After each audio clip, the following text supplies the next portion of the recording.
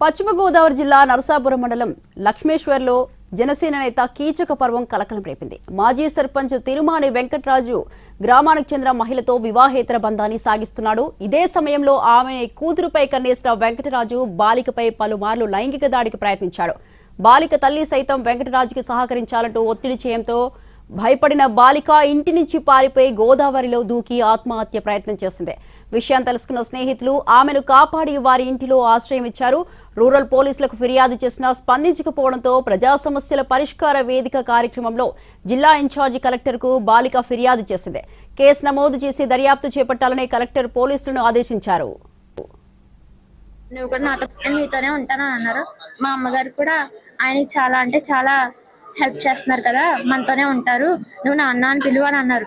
నేను నాన్న అని పిలవాల్సిన అవసరం లేదు, నాకు ఆయన ఏమవుతారని నేను నాన్న అని పిలాలి, నాకు ఆయన వద్దు కూడా వద్దు, పంపించరా అంటే దానివల్ల మా అమ్మకి నాకు కూడా గొడవలు అవుతూ ఉన్నాయి.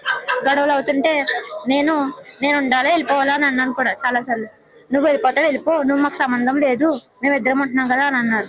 అంటూ ఉంటే లాస్ట్ కి వాళ్ళు మద్యం సేవిస్తున్నారు, అన్ని చేస్తున్నారు. నన్ను కూడా బ్లాక్ మెయిల్ చేస్తూ ఉన్నారు. నువ్వు కూడా నాతో పడుకో, నువ్వు కూడా నాతో ఉండు, అక్కడ టచ్ చేయడం, ఇక్కడ టచ్ చేయడం, ప్రైవేట్ పార్టీ మీద టచ్ చేయడం చేస్తున్నారు.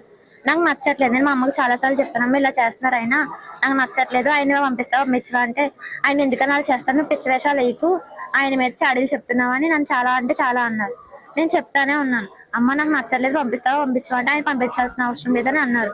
7వ తారీఖు 5వ నెల 2026 ఆ రోజున వాళ్ళు మద్యం సాధించారు. మద్యం సాధించిన తర్వాత 3ంటికి మా అమ్మ బాత్రూంలోకి వెళ్ళి స్నానం చేస్తూ ఉండగా ఆయన నేను పడుకున్న గదిలోకి వచ్చి నన్ను మంచం మీద